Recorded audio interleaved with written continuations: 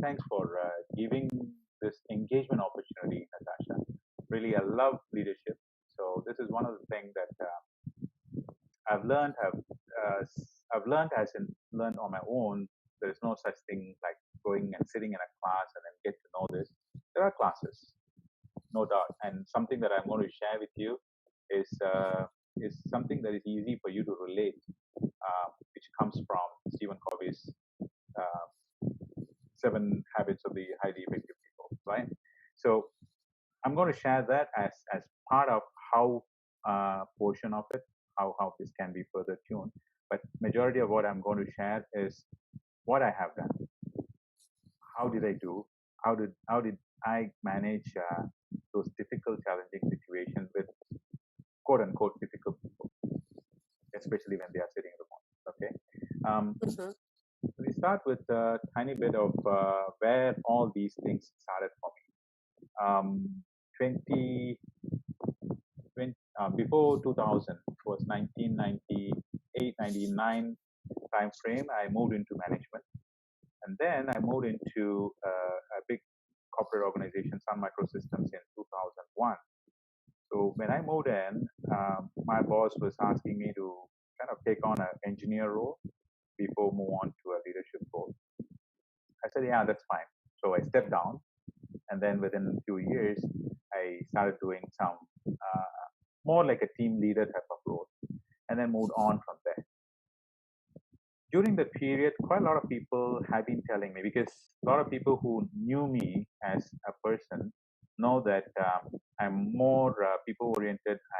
I kind of go and help people solve the problem.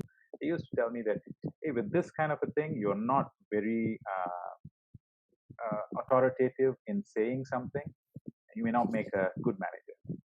Somehow it went into me. It was not a real belief or what, but I was doing program management, project management, all those stuff, but not having a direct reporting team. Until one fine day, that same boss who took me into some ecosystems and came and told me, "Hey Suresh, I'm having an attrition here, and you got to be managing the partner team." I said, "Why me?" All of a sudden, I said, "Yeah, you can do it." That was the conversation, and I said, "Okay, you give me anything, and then I need your support." He said, "Oh, yeah, support. You know me, and I know you, so shouldn't be a problem." So I was just thrown into that pool. But managing, leading had never been an issue because I was doing those as part of program management and project management. However, handling people as direct reports, and two major issues. One, having a team remotely. How the hell am I going to manage and extract work? Extracting work itself is one big thing. But how do I know this person is delivering what I expect? How do I know this person is working in the first place? Right? So that was my first nightmare. Second nightmare was I was having people with very junior. Then I was thinking, should I be really hand holding this person, and then I'll be wasting my time, so much of my time. And then I Mhm. have really senior modes, even more experienced than me, but engineers. How am I going to really manage these guys because they know so much and they're going to bully me? Two extremes. And all those things were there during the first week. And what I started doing is one very simple thing. Started thinking and asking myself, what should I be doing? Should I still be doing things that I was doing as an individual contributor, that the dirtying hand kind of a things, or should I let go? This fear in me was, when I let go, what's going to happen? This job, is it going to be permanent? This job, after 2 years, what's going to happen? If the partner model changes, what's going to happen? I said, okay, let it come. That's 2 years from now, but I have to survive now. If I don't survive now, why to think about 2 years from now? So the fundamental thing that I started doing, and now I'm able to resonate some of those things with Tony Robbins' 6 core needs of human. he talks about these 6 needs. He talks about things like we get very disturbed about uncertainty, like the COVID situation. What's going to happen tomorrow? I do not know. At the same time, we are also in need of certainty, as in I want this to be certain, but at the same time, I need variety. I need changes. If not, it is so boring. I'm extremely bored, so I'm not able to do anything. And at the same time, I want to be significant in doing what I'm doing, and I want people to be seeing me as so significant. And the fourth thing is I want to make my connections and grow my connections and show that I can deliver. This is the fourth need. And the fifth need is growth, and sixth need is contributing back. So the way I was doing things started resonating with me. And one question that you asked was, yeah, I know I've appointed somebody. This girl is good. However, I do not know if she is going to produce the work that I was doing. Since I was doing, I was so satisfied. And am I going to get that? Okay, so I have a question on that particular friend, which is very difficult. Letting go is very difficult. Unlearning is also very difficult, right? So think about what is the benefit of holding something. At the same time, holding back and not really letting somebody else do it. Exactly. Holding something, what is the benefit of it? And then the other question is, think about what is the risk of letting go? Mm-hmm. So the benefit is that I know I've done it already.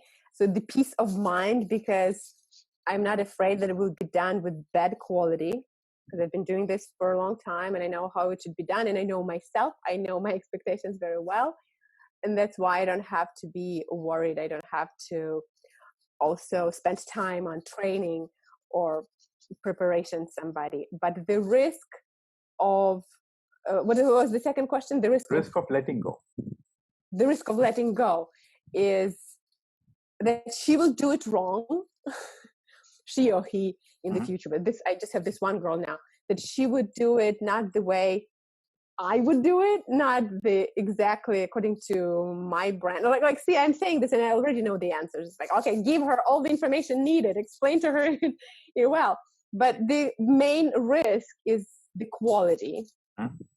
And maybe spending time, I don't want to say wasting time, but spending time for correcting something, maybe retraining or again, training that person to help them understand that no, it shouldn't be done this way, it should be done a different way.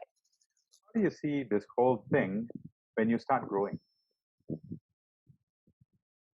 Well, definitely when I start growing, I know I need to delegate, I need to let go. It's just all in the mindset. It's for now, these risks and the benefits of me having the peace of mind and just doing what I've been doing, this was bigger. But but I also understand that I cannot grow, I cannot scale if I keep doing things by myself. I know that I need to let go, and I'm coming to that point now when, yes, so, I need to go. I know that it's in the mindset. Exactly, it is in the mindset. How to really work on that and defeat the mindset. It is not really defeating the mindset, but in a sense, it is also defeating the mindset. Why? Because when you start really getting sucked into that mode, putting your hands in to resolve that particular situation, time pressure, example, right? I need to get this done at this quality, and what I've received is not up to that quality. Okay, question to ask at that point of time, which I was asking. I was in such kind of situations when everything was supposed to be ready for a presentation, things were not ready, and one question that I asked, who was at mistake? I am, because I have just given something to somebody, given instructions are not good enough. You can even give a 100-page or 400-page manual, step-by-step manual. Still, that's not good enough, because the person who is touching it is touching it and doing it for the first time. the hand holding is very much needed. So in the process, what are the main criteria that we are looking into is Stephen Covey calls it in 5 different areas. First up is specifying the desired results and making sure the other party understood. Mm-hmm. So giving instruction is very easy. So you can ask somebody to, hey, I want this email to be sent out and this is the format. You just go do it. Done. You understand? The person is going to nod and then say, yeah, I understood. How do I know whether the person understood or not? You're asking me? Yeah. Oh, you know.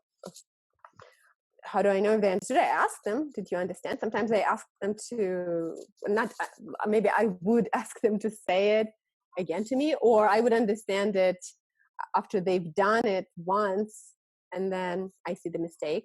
Like it happened with my apprentice. She gave me the first batch of work, like she created several slides, several quotes, pictures, and I saw where she made a mistake, and good, she corrected it really fast. Mhm. But after she gave me first batch of work, then I could point to her and say like, oh, see, I forgot to tell you that we do this that way and then that, so let's correct this. So actually it was not that bad. It took us one meeting, one call to correct certain things, yeah, and to see what she understood, what I didn't explain well and forgot to tell her, and then after that everything was fine. Okay, great. So Because that was an easy one. In tougher situations, what may happen, and the way that I would suggest to really tweak that is, instead of telling, ask the person, how else this could have been done. Then the person really understands and learns. Next time, the same mistake will not happen. Will never ever happen. Instead of telling, it's not possible in all situations, though, right? Because sometimes they would, yeah. Sometimes they need me to tell them if they absolutely don't know. Exactly. So even in those situations, what is a desired result needs to be clarified to them. So it is always important to note that while pushing something to the remote staff or to your staff, you also need to know when they are new. When you start pushing things out, they may be overwhelmed. Since they are new, they won't say anything, and the quality drops. So during the initial period, be it first month or first 90 days, in the corporate world, we do a first 90 days thing. In the first 90 days, the first month is the learning period. The second month is when we start to see things coming out. But in a setup like I'm just hiring an apprentice, I don't have 90 days, fair enough. Just give the first 2 days as a learning phase and throw something which is a fake thing or which is something that you have already done. Ask this person to do it. This is one wonderful thing that worked many times for me. Okay, when a fellow or a team member sees that, he or she will ask, why the hell are you asking this person to do something that we have already done, completed, and it is ready? I said, yeah, that's the very reason why I'm asking this person to do, because when this person does it, he puts his hands in and start doing things, and once it is done, then I can give this, which was done previously, to do a comparison and learn from it. Because this person is going to go through the whole process of doing it, whatever activity it is. That part is going to be more helpful in turning that learning time in a much faster pace.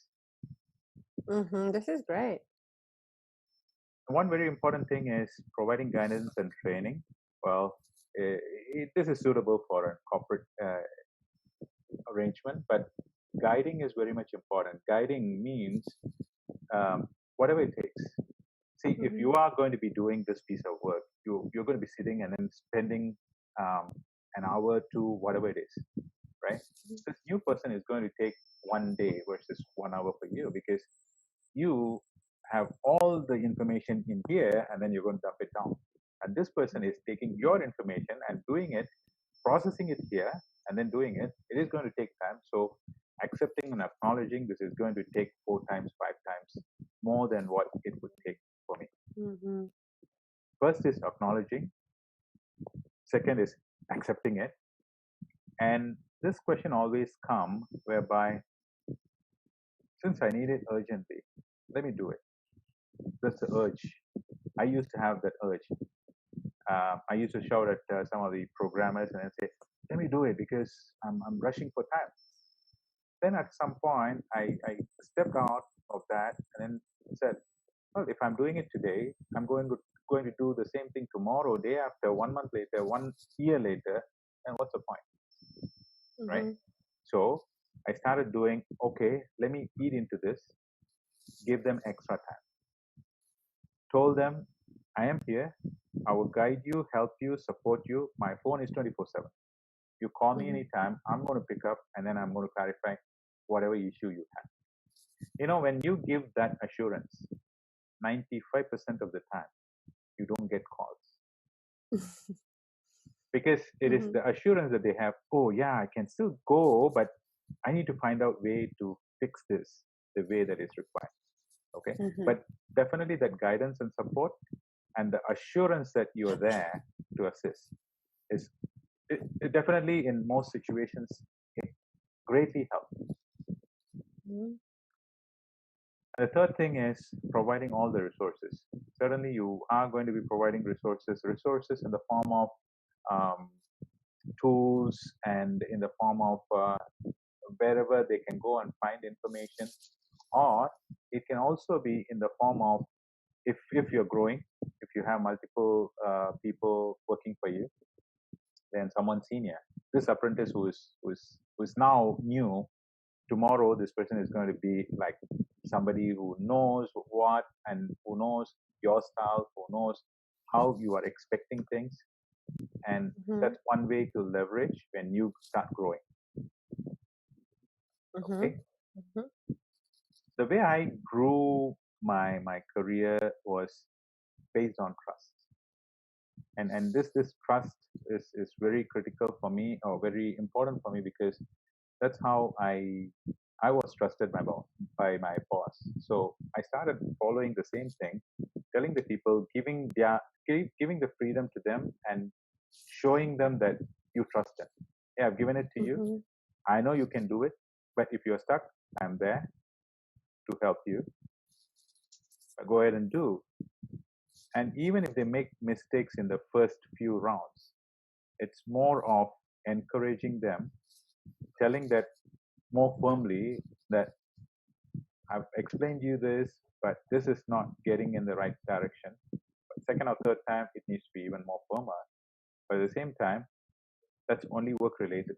Once you remove the work out of it and then having a chit chat, come, let's go for a coffee. But if this person is totally remote, very important thing that needs to happen is apart from the work assignment, apart from the work discussion, there needs to be a one-on-one on a regular basis. Mm-hmm. When you start doing that, the person knows and what the other people related thing that worked for me was Mm-hmm. start asking about their family. That Mm-hmm. totally turns the overall engagement model, and the person will start to kind of coming closer from a chemistry perspective, and to make that level of trust, because this is remote, right?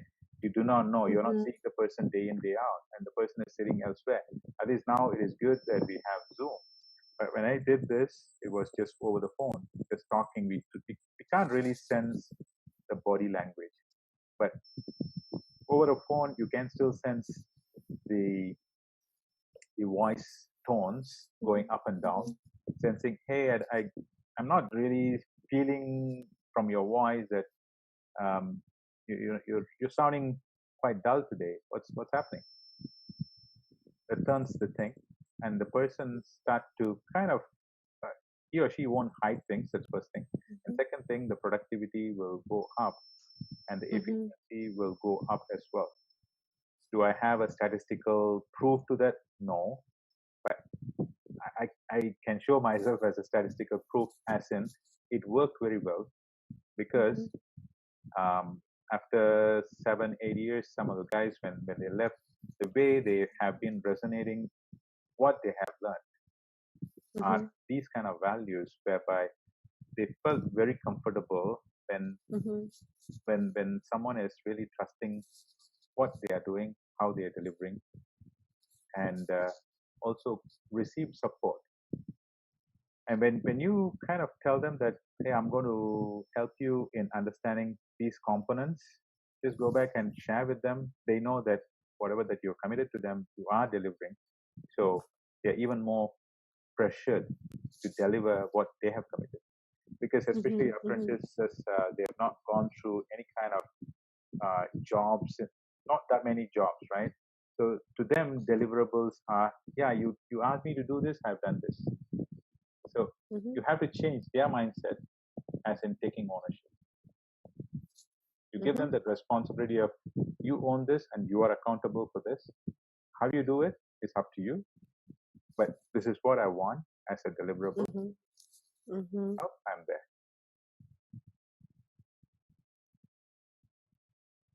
Sometimes what happens is you have to also instill. It's not about instilling fear, but it's about telling them the consequences of if it is not done in the way it should be done, or if it is not delivered on time. These are the consequences. You are in a chain, and whatever that you are slipping is going to have a chain reaction. Especially the newbies, they won't understand the big process. Okay, when there is a chain of reaction, they won't understand. The objective is definitely not to put pressure or what on them. It is mainly to make sure they are aware of the bigger picture. You're doing only a small portion of what you are asking them to do, right? One thing that I am currently doing is, well, I've just started doing external coaching very recently in the last in the last 2.5 years, but more so in the last 2-3 months. So I started putting together, cleaning up my website. When I started doing that, I know how to do it, but it is taking time, and I have all the other things to do. So wondering after almost a week's time, bits and pieces I started doing. I said, well, I can do, but it is taking time. It will definitely take time. I'm not an expert. And I decided, okay, all right, we'll get somebody to do it. So I went to somebody. Same thing. What you have been experiencing. I have my ideas. I have told this guy that these are the things I want. I've repeated it 2-3 times. And the first version came out. That's okay. It did not come out. It did not come out well at all. All right. So I gave him very high level. Said, I don't like this. And then I went to him with 3 samples. Showed him, these are the 3 samples. I want something like this. I don't want exactly this, but I want something like this. It did still not work. So again, I went to him. I showed him only one. See, this is what it is, and this is where I want what I want, and this is how I want the flow. These are the colors I want. This is even getting more specific. And it went through. At least the third version, when it came out, it was like about 30-40% of my expectation. So isn't this wasting time? It is. Like, what if you can do it much faster without him than going and explaining? I understand. I'm going to be using him for multiple stages in the future.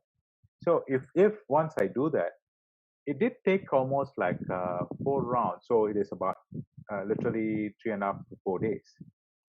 After 4 days, whenever I go and ask him to change certain things and telling him that I don't like this font, I want this font to be more professional. This is what I say. I want this to be more professional. Now, in the first 4 days, whatever I told him, he knows now that my liking of the fonts in this kind of area, he goes and finds few fonts, comes back, throw those to me, ask me which one I want. Versus he was doing it on his own previously, right? Of course, it took 4 days, but going forward, he already did like 5 or 6 pages for me. Subsequently, I'll be doing more pages, landing pages and sales pages, marketing pages. All those things are coming in the future.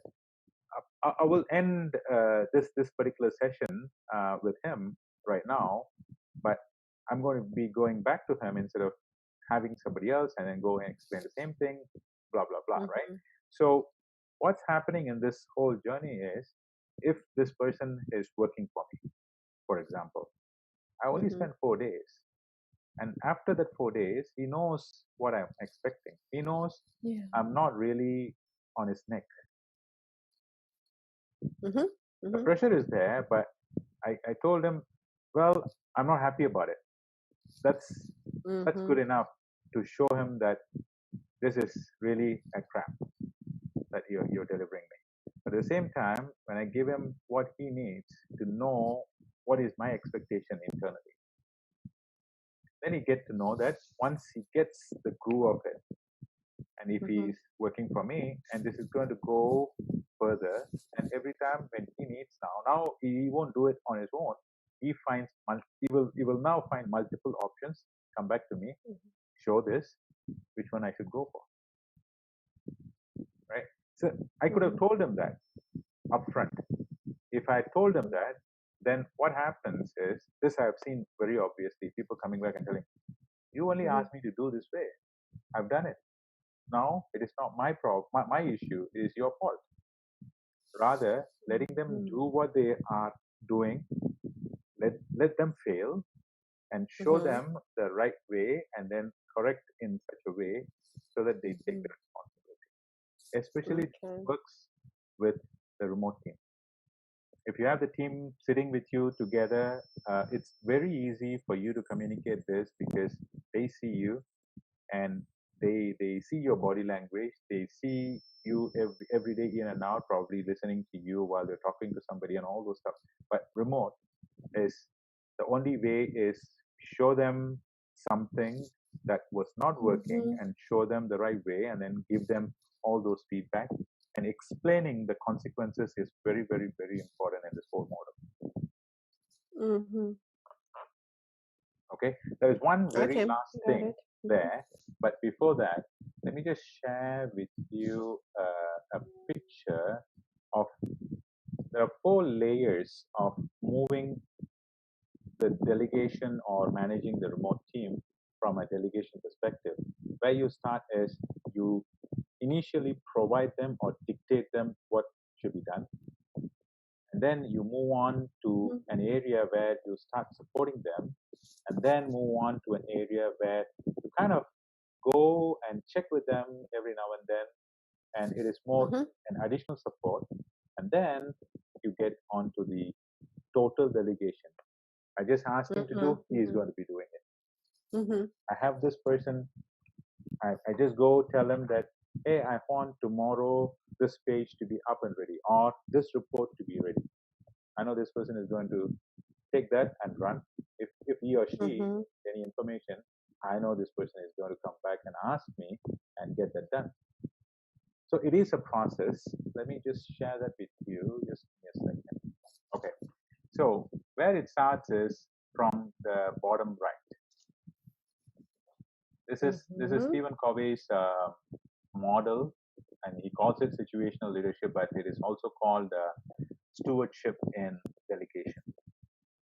Okay, so in the bottom right, you see S1. Do you? Yeah. This is more directive.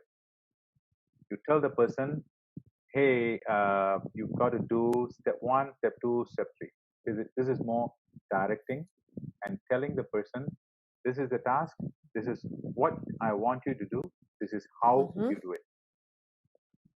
Okay. Then you move on to the next phase, which is more of explaining why you are asking him to do the way that it needs to be done. Okay. Stephen Covey calls it as selling. From telling, you move to selling. It's the second part of the 4-quadrant space. And in this, what you normally do is when you move from the green to the orange zone, the things that you are going to be doing is, first you are telling and directing, and that directing is going to start moving into a guiding phase, which goes into more of explaining why something is done in such a way. So, the internal details of why some of these activities are done is understood.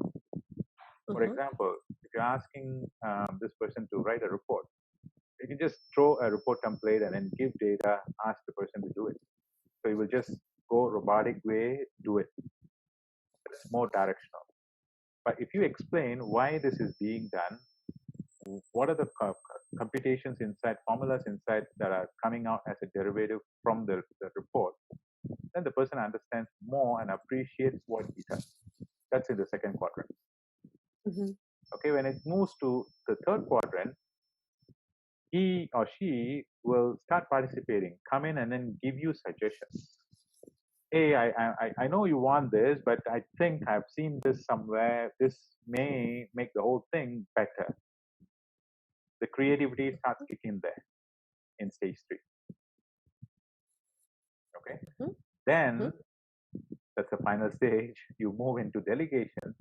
When you are totally into the delegation mode, that's when whatever this I mentioned earlier happens, whereby you go and tell this person, I want this to be done by this time.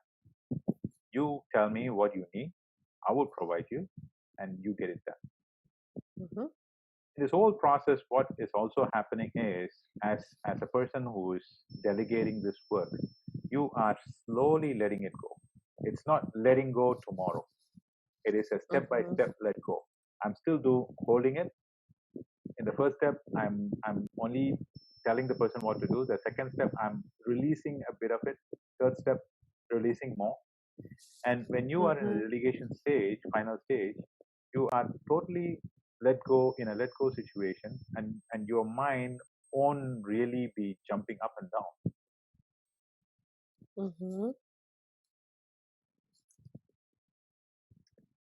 So far, how this whole flow? Yeah, it's good. So what needs to happen in delegation is, you cannot just go throw everything and ask the person to kind of do it on his own. Very important is, when this happens in the S4 zone, after you delegate, you are not asking for any failure, right? So you still have to keep on checking with respect to how is it going. It's more of, hey, how is it going? Do you need any help? Most of the time, the person is going to tell you that, no, I'm all good. I don't need anything, right? And the final thing in the whole process is, you got to acknowledge, recognize, and reward periodically. The recognition and reward, it can just be a piece of email or a piece of paper saying that you've done a wonderful job. That itself is more appreciative for people. Human always likes this, being appreciated, being applauded. Every now and then when you do that, or if the person is, if you're traveling, if you happen to be in the place where this remote person is sitting, just go and bring the person for a coffee, and then say that, hey, you have done a wonderful job. That's real magic. Okay, when you appreciate the work done. Criticizing, in most cases, in most situations, does bad rather than doing good. When something goes wrong, go back and ask them, can you share with me what was going on? Is there something that is happening personally? Is there something that I can help you with? Can we get back to this and get this done? And then why this is repeating? That type of engagement works very well as well with the remote staff. And of course, it works well with even the direct staff who are sitting in the same office. But it works very well because people look for visibility. They are remote. They do not know what they are really up to after the whole work piece has been done. So they need that Mhm. comfort and security, feel of security. Once the feel of security is there, the output is going to be really great. And this picture is very good with respect to moving them from the telling phase to the delegation phase. This is pretty much from. It's very difficult to put a process around this whole thing. It is Mhm. more of a people oriented, and fundamentally there are only two things, like how we started earlier. What is in it for me as part of a benefit? Okay, why I Mhm. flip that question is holding on to something is not going to really help in a longer term, and this is going to keep running, and we are not going to get anything out of that. Rather, Mhm. give whatever that is needed to this person who needs to be doing this, and do a initial hand holding and make the person comfortable, share more, invite the person to participate. Once the person starting to participate, and that's an indication for you, this person is almost ready to do things on his or her own. Mhm. Have you had to fire people, Yes. to let them go, and how was, like, remotely, Yep. and how was that? Um, First and foremost, before hiring people, normally I would give them two chances, and it can't be like you have somebody who comes in and then work there for a few months, and you're not finding things that are working very well, and instantly you cannot go back and fire them. It's also going to be very difficult when the next person comes in. How much do you know this person is going to be providing what you want? At least this Mhm. person was there, and then you've invested on him or on her in those few months. The first and foremost thing is to have that conversation, keep providing the feedback about what was working, and most importantly, what was not working. Why Mhm. something that you felt was not working needs to be communicated, and then bring in during the one-on-one meetings and tell, hey, these are the things that I'm going to um, rate you on your performance. How you're performing. These are your KPIs specific. If KPIs are too big for them, give them, these are your objectives. I want you to be really meeting all this. And those tiny little deliverables, if they are not delivered, highlight and keep track of them. First chance is, you're not doing what I was expecting you to do. I'm giving you a chance. Tell them upfront. Let them Mhm. know that they are not doing to the level expected. That's the first indication. Second indication, if it is still not working, or if it is on the same level, call them back, and then say that, hey, I've already given you a week. Can you tell me how you are planning to further improve? I don't see any improvement. Then the person should Mhm. step up. If that is not still working, tell the person, yeah, I've given you two chances to really um, buckle up and then pull your socks and get doing. And I've suggested what are the things that you can do, but still this is not working, and I cannot Mhm. prolong with this. It's better you find another job. Mhm. Mhm. Um, when it all depends on the individuals, as in those people who are not performing.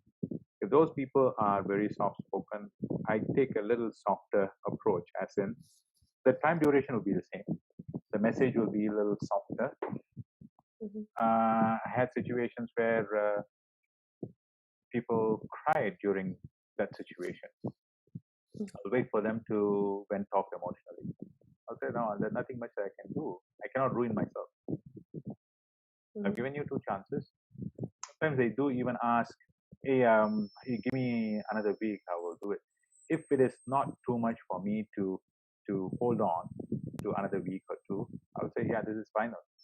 And these are the things that I want to see. If these are not delivered by the time, Mm-hmm. you can give your resignation and go. It is not brutal because you are taking this one step at a time, Mm-hmm. making the person known that what you are expecting from this person is not being delivered.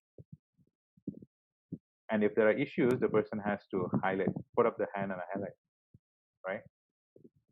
We are not in kindergarten, we are not in a primary school type of an engagement. It is adult business, right? When we have matured adults in the working culture, working environment, and this gets tougher when you have multicultural people. Some are very stubborn. They think and feel like, oh no, I didn't do anything wrong.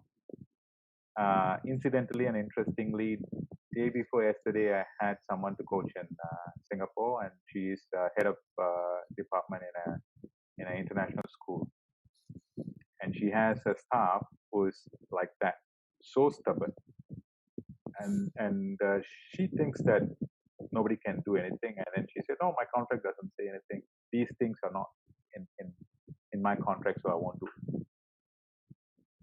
If Mm-hmm.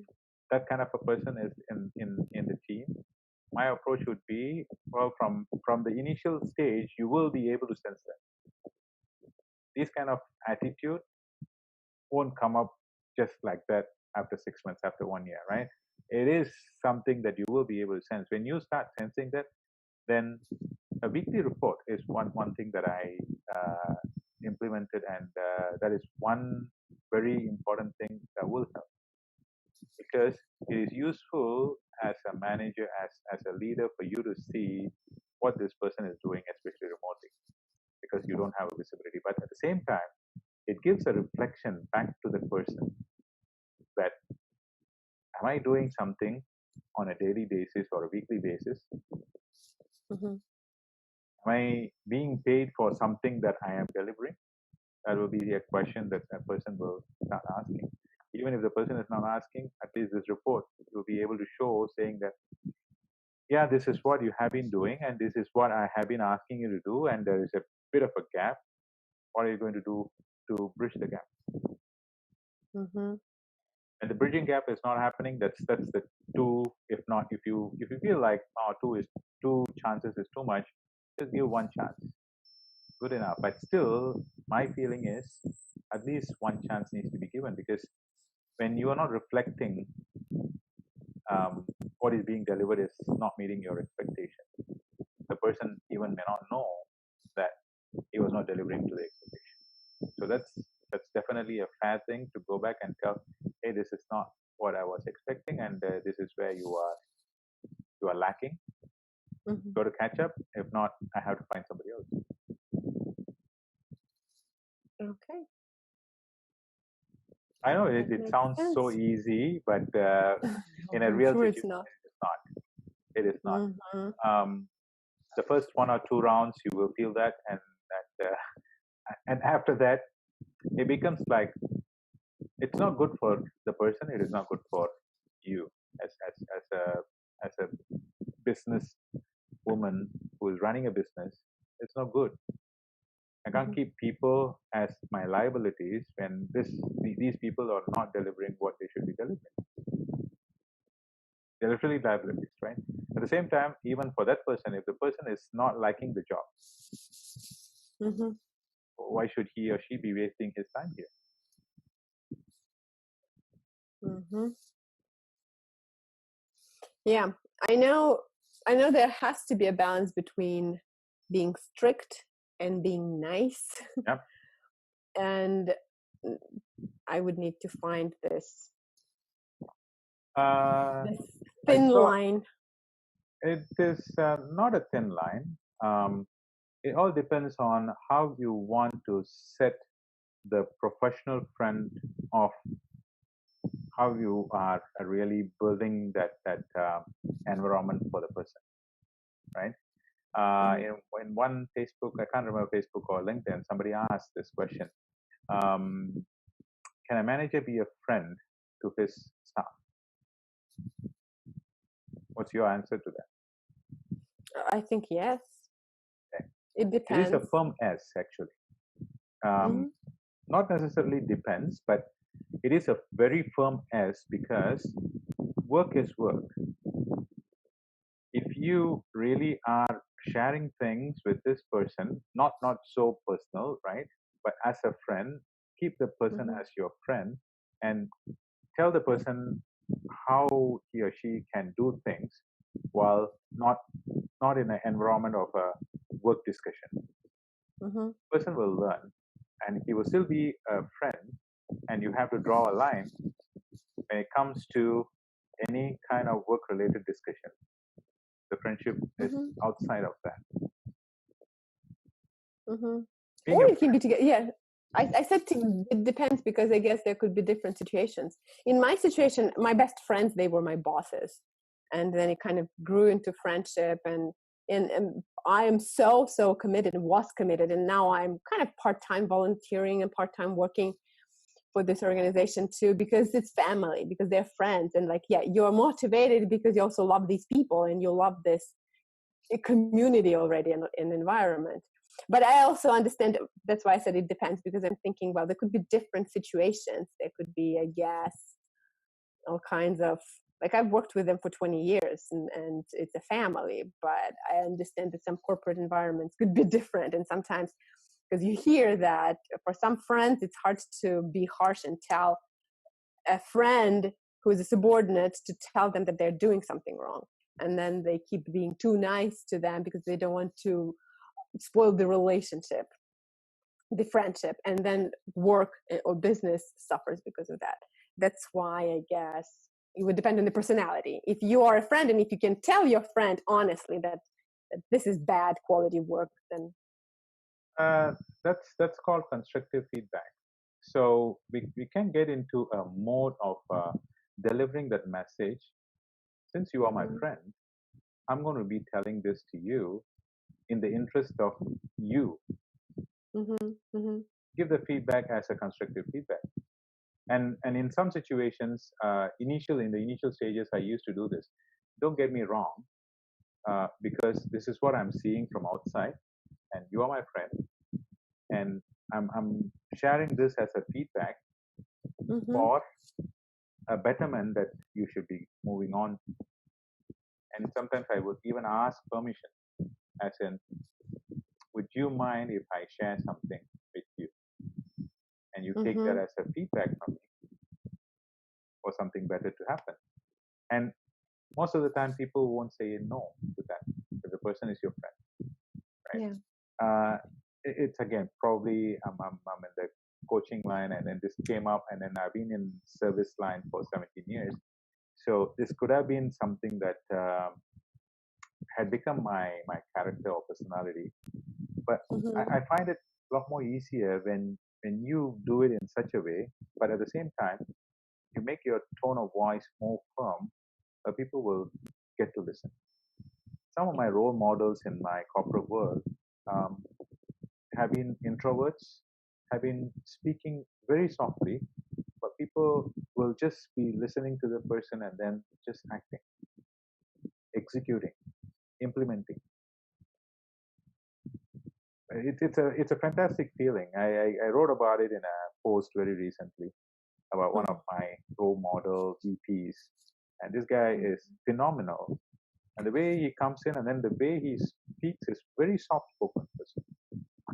But when he speaks, the message that comes out is so powerful, and people won't say mm-hmm, anything. People will just be listening to him, not chit chatting by the side or what.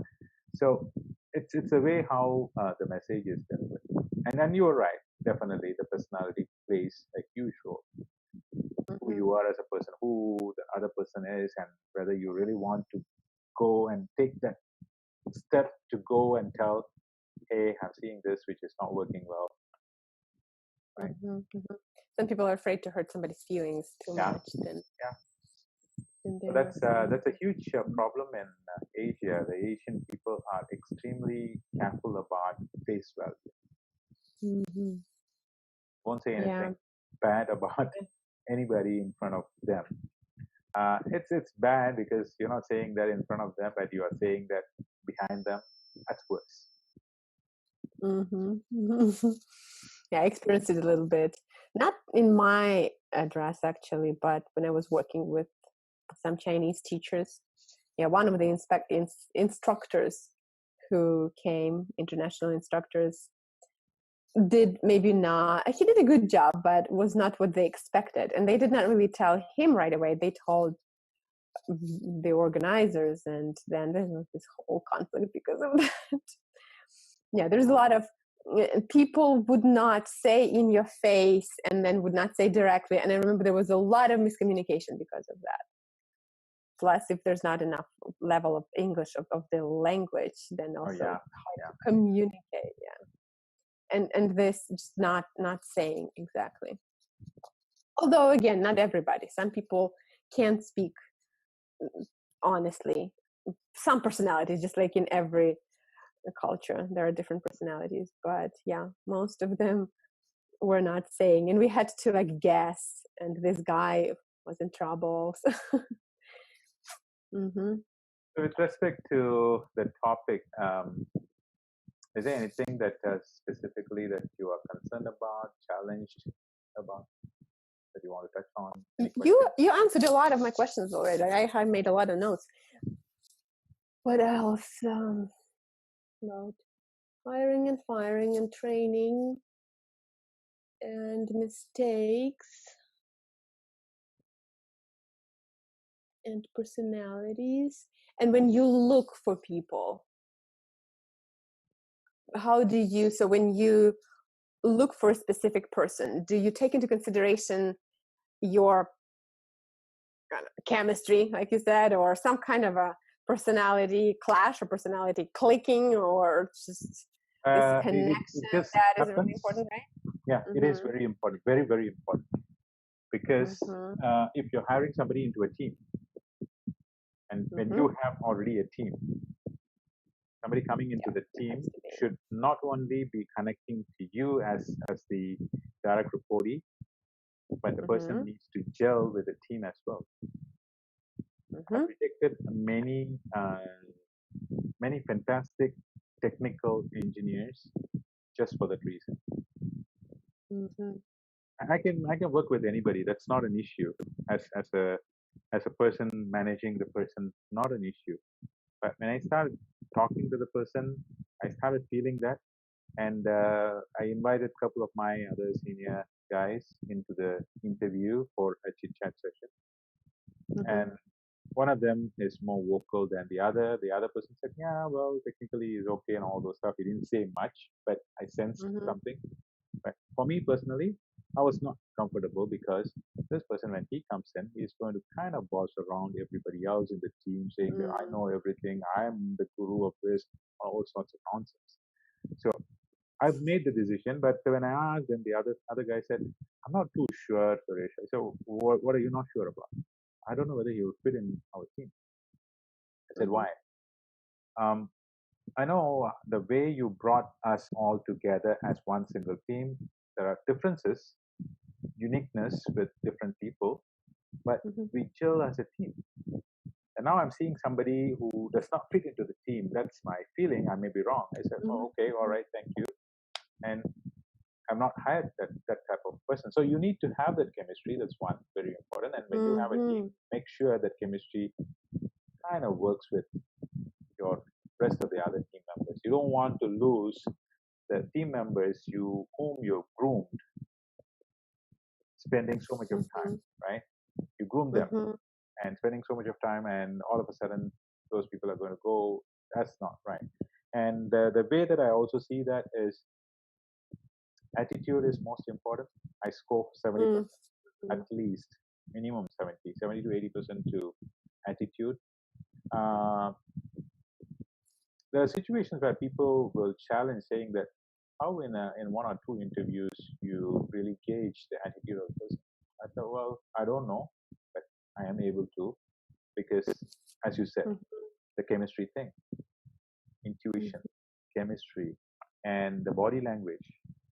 And when the person is talking to you, and if the person is looking at your eyes and then talking to you, you know what it is, right? So that Mhm. kind of connection, Yeah, and you can feel it. especially it happens even in remote.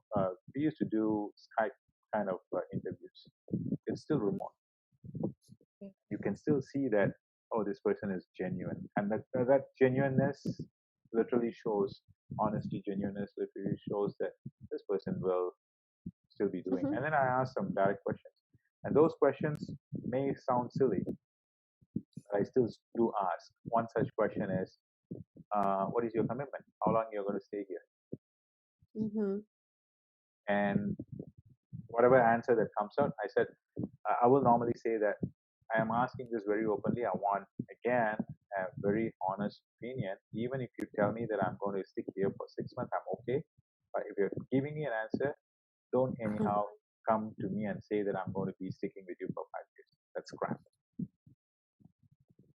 It's only the way that the person responds, and you see the person responding and the facial expression, you know whether that answer is really truthfully coming from heart or just for the sake, right? So Mhm. back to your question, chemistry is definitely important when you hire somebody, because you're going to be investing on this person, and after 2-3 months, if you find this person is no worth, it's just expense to you, Mhm. right? As Mhm. an Mhm. organization, as a business, it is an expense. Plus, you're training them. What are your other favorite questions to ask? Something that really could get to the bottom of people's attitude or show you something. You know, not like these regular ones. Where do you see yourself in 5 years, or what are your strengths and weaknesses, and stuff like this. But like, do you have specific questions that somehow will show you? There are few, but one of the very interesting questions to know whether this person is cooking up or telling the truth is, a lot of people, when you ask them what is your strength and weakness, a lot of Mm-hmm. the times what you will hear is, this is my strength, and then they will tweak the same thing as their weakness. Yeah. Okay, Mm-hmm. so that is totally BS, and you can throw that straight away. Mm-hmm. Mm-hmm. That's the first thing. The type of questions that you can ask is, tell me a situation that you have gone through, whether if this person is a very, very fresh kind of a person, tell me a situation in your school that you have uh, led an event, that you have had a situation where you've gone through something, and this is a very critical situation, and you had to really resolve this people issue. Have you come across that? if Mm-hmm. if they have really came across any such thing, they will tell you the whole story. And the most important thing that you need to really watch out for is just stare at them. Mm-hmm. Mm-hmm. Are really telling a real story, majority of the times their eyes will start looking towards up left or up right. Mm-hmm. Mm-hmm. If they are looking down, they are trying to cook the story then and there. Mm-hmm. Most of the time, if I ask you about, hey, do you remember what you were doing when you were in your university time? Can you recall one of your specific fantastic days in your university time, maybe in your high school time? Anything Mm-hmm. of that sort. Yeah, You you ask, go up. yeah, right? Yeah, you go. Because Mm-hmm. what you're doing is you are pushing your rewind button and going down into your subconscious mind to pull Mm-hmm. that information out. You're going to Mm-hmm. be seeing that your subconscious mind jumps out there, Mm-hmm. and Mm-hmm. somebody is doing this. This guy is trying to cook the story there, and the person is looking down. Ah, interesting. Okay. And Because I heard this somewhere, and I always confused. Okay, so what is this? I thought that it's actually even left and right corner also means something, and I could uh, not remember yeah, this thing about. left and right corner do certain different things, but unfortunately, we do have left Uh-huh. brain and right brained people, Okay, so different people. That's why we right? can't say. So Uh-huh. a person who is looking at the left corner if the person is using the other part of the brain, might be looking at the right corner. So, but Mm-hmm. on an overall, what you want to really watch out is whether it is at least going up, Okay.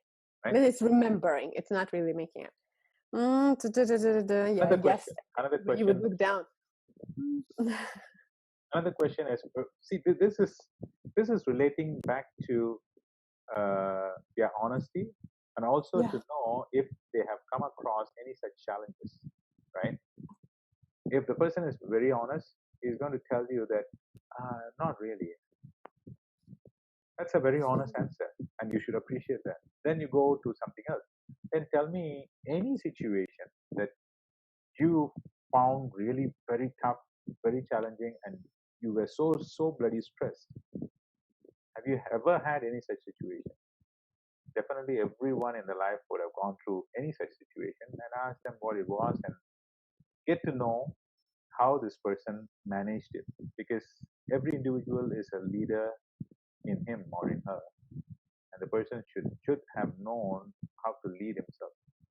If I do not know how to lead myself, I cannot be going and sitting in any job and do what is needed really for the job. Mm-hmm. So those type of Mm-hmm. questions really help. Um, Cool. and there are people, or there are interviewers, recruiters ask this other silly question: is why did you choose me? Why this job? That's senseless, because most of the time people can't give you a real answer to that. Okay, a real answer could be, oh, I was searching for a job and this one was kind of fitting my profile, so I applied. And it is seldom anybody says such thing. The person is going to say, boosting or boasting about this company. I love this company. I saw the Yeah. Yeah. stocks were rocketing up. So I wanted to be part of this company while it is growing. I want to learn myself all sorts of crap. And we know that Mm-hmm. it is not that, Yeah. Yeah.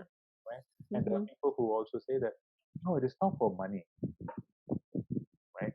I've asked Mm-hmm. at least once or twice, I've said it in the face. Oh, if it is not Mm-hmm. for money, okay, I'll appoint you for the next 6 months. You're going to be working with zero salary. Are you okay with that? I said, oh, no, I didn't mean that. I said, okay, Yeah. fine. Yeah. You meant that. You said it is not for money. It is not for money means I can pay you anything. Yeah. Be a volunteer then. Yeah. Mm-hmm.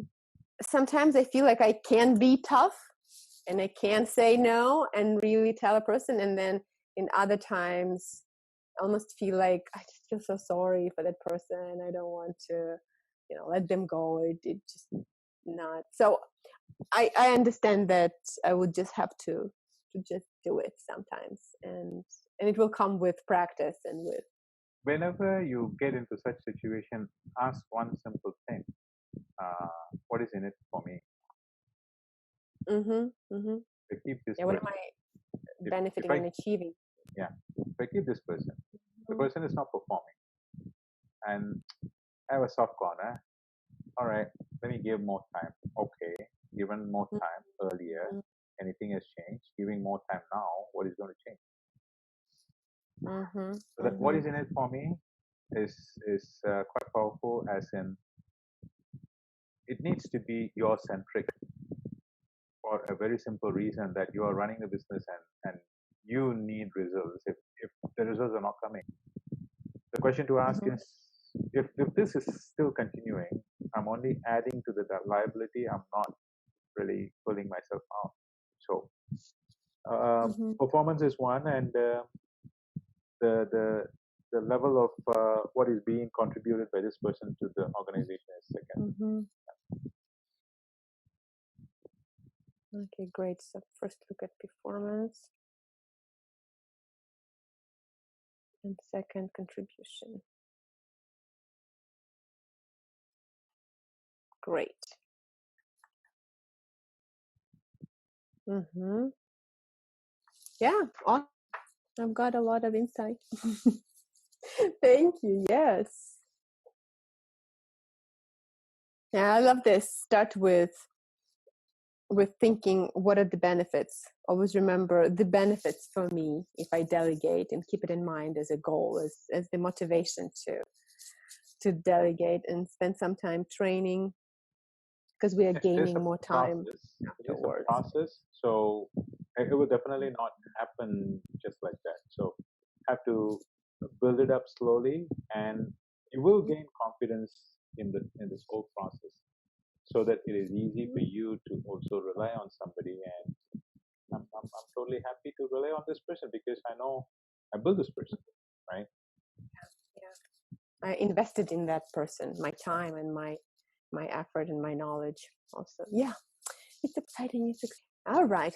Thank you very much. I think this is very useful, and I know that other people will benefit from this too. Hope so. I'm really happy if something that has helped you. What are a couple of takeaways, if I may ask? Like I said, yeah. So I already shared some that for the mindset. Always keep in mind the benefit. Then acknowledge these. Well, of course, the steps that you shared at the beginning are great, but acknowledge, appreciate, and reward. I remember that, and I liked it very much. And always remember about the benefits, and then making sure, thinking about chemistry and the attitude. That attitude is 70-80%. Also, finding ways of connecting them, even though they are remotely. Find ways of actually connecting and building friendships. So I like this, that you're saying friendship, because it would be naturally I would be doing this, but I would always keep in mind, kind of in the back of my head, that think there should be maybe some kind of distance, maybe don't get too much into the friend zone. But I love it, because I love building relationships and building friendships. And if you're giving me green light and you think that this is even good, then perfect. So I like that. It will work well, but when it comes to meetings, discussions, talking about things, then that needs to be, the thick line needs to be drawn, just to make sure this is not mistaken for the so-called quote-unquote friendship, right? Right. Yeah, that's good. And about always asking myself what's in it for me when I'm making the decision, or for the business. Yeah, like what is the main goal? Okay, cool. Yeah, these are my takeaways mainly. Thank you. I certainly have to thank you, because that's an opportunity. When I start talking about all these things, this kind of gets me my memory back, and also it's a refresher for me as I go forward as well. Yeah. Thank you. Have a fantastic evening. Thank you. You too. Catch up in the next session whenever it happens. Yeah, if not, the FB. Yeah. Okay. Yeah. Have a good one. Bye bye. Thank you. Bye.